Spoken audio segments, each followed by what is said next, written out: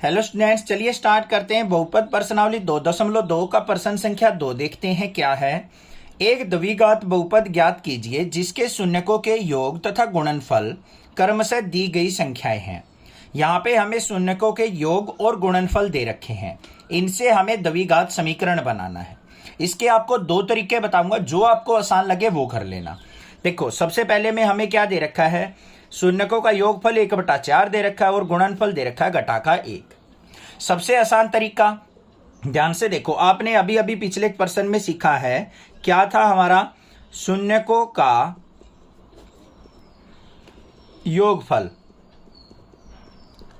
किसके बराबर होता है हमारा, अल्फा जमा बीटा बराबर है घटाका b/a के।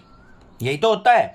अब यहाँ पे अल्फा और बीटा दोनों का शून्यकों का जोड़ जो दे रखा है, योगफल 1/4 दे रखा है, तो 1/4 बराबर है घटाका b/a। ये हो गया। अब यहां से तुलना करो, घटाका b की 1 से तुलना कर लो और a की 4 से तुलना, तो b का मान क्या हो गया, घटाका 1, और a का मान क्या हो गया, 4 हो गया। उसके बाद क्या करना है हमें, शून्यकों का गुणनफल, शून्यकों का गुणनफल जौन सा भी तरीका आपको अच्छा लगे ना वो कर लेना। अल्फा गुना बीटा बराबर है किसके, c/a के। अब हमें c का मान निकालना है। अल्फा बीटा क्या दे रखा है, घटाका 1 बराबर है c/a। इसके अपोन में 1 मान लेंगे, तो यहाँ पे c का मान क्या हो गया, घटाका 1। ठीक है, c का मान कितना आ गया, घटाका 1। अब हमारी जो समीकरण होता है द्विघात, वो कैसे लिखा जाता है, ax की 2 जमा bx जमा c बराबर है 0। अब यहाँ पे a का मान देखो क्या था, 4, तो 4x की 2, b का मान कितना है, घटाका 1x हो गया, और c का मान क्या है, घटा 1 बराबर है 0। तो ये बन गया हमारे पास द्विघात समीकरण। आ गया समझ में। यहाँ पे c का मान घटाका 1 है। अब यहाँ पे एक चीज आपको ध्यान रखनी पड़ेगी, देखो a का मान कितना था, 4 था, तो यहाँ पे हमें क्या करना पड़ेगा, घटाका 1 है ऊपर, नीचे हमें यहाँ पे 4 लिखना पड़ेगा, तो ऊपर भी 4 से गुना, तो ये घटाका 4 हो जाएगा हमारा। तो यहाँ पे क्या आएगा हमारा, घटाका 4। मैं इस मेथड को प्रेफर नहीं करता हूं, क्योंकि इससे आसान तरीका मैं अभी आपको बताने वाला हूं।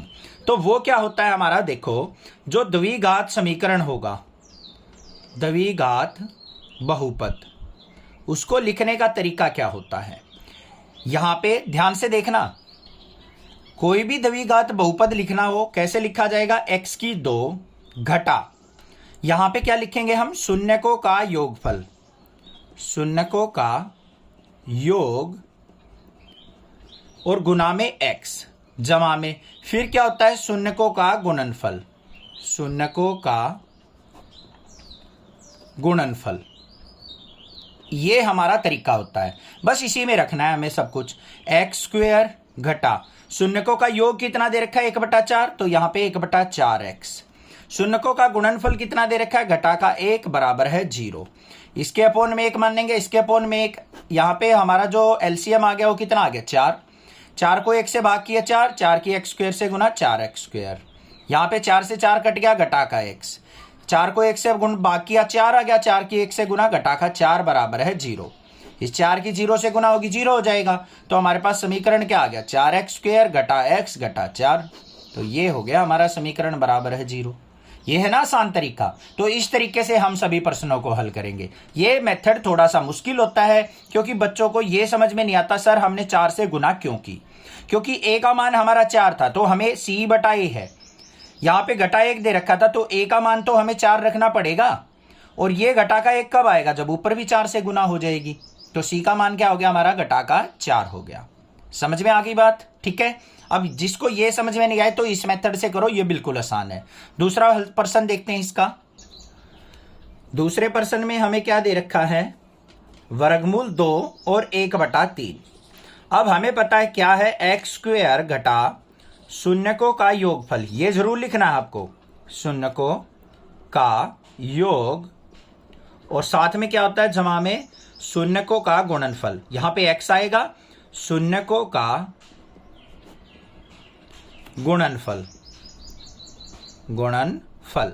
आप देखते हैं यहाँ पे x² घटा शून्यकों का योग क्या दे रखा है, वर्गमूल 2, और साथ में क्या आ जाएगा, x जमा में शून्यकों का गुणनफल क्या है, 1/3 बराबर है 0। अब यहाँ पे नीचे क्या है हमारा, भिन्न के रूप में है, तो हमें इसको हल करके लिखना जरूरी है। इसके अपोन में 1 मान लेंगे, इसके अपोन में 1, तो यहाँ पे कितना आ गया लघुत्तम 3 आ गया हमारा। 3 की x स्क्वायर से गुना 3x स्क्वायर, 3 की इससे गुना करेंगे तो 3 वर्गमूल 2x, और यहाँ पे जमा का 1 बराबर है 0। 3 की 0 से गुना होगी 0 हो जाएगा। 3x की 2 घटा 3 वर्गमूल 2x जमा 1 बराबर है 0। तो ये आ गया मेरे पास समीकरण। था ना आसान। ठीक है, तीसरा पार्ट देखते हैं। तीसरे पार्ट में हमें क्या दे रखा है, 0 और वर्गमूल 5। अब यहां पे शून्यकों का योगफल क्या दे रखा है, 0, और गुणनफल क्या दे रखा है, वर्गमूल 5। तो इसको कैसे करेंगे, यहां पे देखो ध्यान से, एक्स स्क्वायर घटा शून्यकों का योग कितना दे रखा है, 0, तो 0 गुना एक्स जमा में शून्यकों का गुणनफल कितना दे रखा है, वर्गमूल 5। तो यहां पे क्या आ गया, एक्स स्क्वायर 0 की एक्स से गुना करेंगे 0 हो गया, तो ये क्या आ गया, जमा में वर्गमूल 5 बराबर है 0। बस ये हो गया। ये जरूर लिखना है आपको। यहां पे समझ में आ गया तीसरा पार्ट भी। चौथा पार्ट देखते हैं। चौथे पार्ट में क्या दे रखा है हमें, बिल्कुल आसान है। अब तो 1 और 1 दे रखा है, गुणनफल भी 1 है और हमारा योगफल भी 1 है। तो हमारा समीकरण क्या होगा, एक्स स्क्वायर घटा शून्यकों का योग 1 गुना एक्स जमा में शून्यकों का योग गुणनफल भी क्या है, 1 है, ये रख दिया। तो यहाँ पे क्या हो गया, एक्स स्क्वायर 1 की एक्स से गुना करेंगे तो घटा का एक्स जमा 1, ये हो गया उत्तर। अगर यहां पे इस तरीके से करके आओगे तो नंबर नहीं मिलेंगे आपके। मैं फिर बता रहा हूं, ये लाइन लिखनी जरूरी है। आपके टीचर भी अगर कहे तो ये लाइन यहां पे लिखनी जरूरी है, तभी आपको समीकरण बनाना है। मैंने यहां पे लिख दिया इसलिए बार बार नहीं लिख रहा हूं। तो अगर प्रश्न आता है तो ये लाइन लिख के आप तभी इसको करेंगे। ठीक है, फिर पांचवा पार्ट देखते हैं। यहां पे घटा का 1/4 और 1/4 दे रखा है। तो यहां पे क्या हो जाएगा, एक्स स्क्वायर घटा शून्यकों का योग कितना दे रखा है, घटा का 1/4 गुना एक्स। फिर शून्यकों का गुणनफल क्या दे रखा है, वो भी 1/4 दे रखा है। तो यहाँ पे क्या आ गया, एक्स स्क्वायर घटा घटा क्या हो गया, जमा का 1/4 एक्स और जमा का 1/4 बराबर है 0 के। इसको हल करेंगे यहाँ पे इसके अपोन में 1 मान के 4 यहाँ पे क्या आ गया हमारा एलसीएम, 4 की एक्स स्क्वायर से गुना 4x स्क्वायर जमा x जमा 1 बराबर है 0। 4 की 0 से गुना 0 हो जाएगी, तो क्या आ गया समीकरण, 4x की 2 जमा x जमा 1 बराबर है 0। ये आ गया, है ना आसान। अगला देखते हैं क्या है इसका आखिरी पार्ट, छठा। हमें दे रखा है 4 और 1, यहां पे योगफल दे रखा है 4, गुणनफल दे रखा है 1। तो क्या होगा, एक्स स्क्वायर घटा यहां पे शून्यकों का योग है 4 गुना x जमा में 1 बराबर है 0 के। तो यहां पे क्या आ गया, एक्स स्क्वायर घटा 4x जमा 1 बराबर है 0। ये लाइन लिख के तब इसको कर देंगे। ये हो गया हमारा उत्तर। आ गए ना समझ में, बिल्कुल आसान तरीका बताया है। चैनल को सब्सक्राइब करना, लाइक करना और ज्यादा से ज्यादा शेयर करना। Thank you students for watching next classes video.